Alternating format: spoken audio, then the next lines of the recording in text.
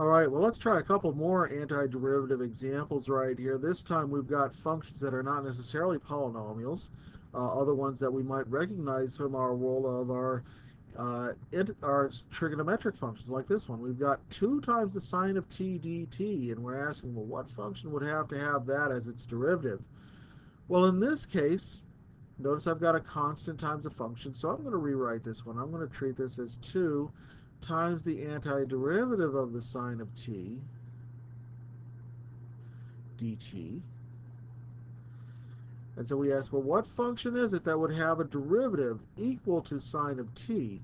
Now, remembering that it can't just be cosine of t, right? Because cosine has a derivative of negative sine.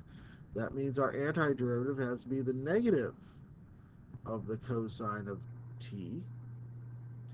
And then to all of that, we're going to add our constant of integration. So our antiderivative here will simply be negative 2 cosine of t plus the integration constant there.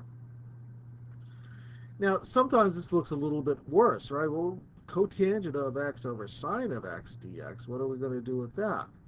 Well, right away we might not recognize it unless we rewrite it a little bit.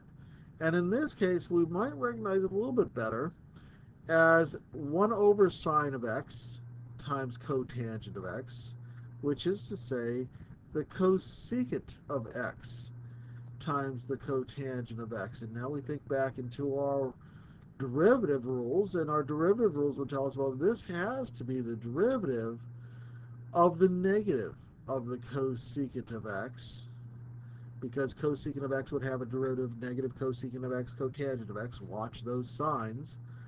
Plus our constant of integration c. Not too bad.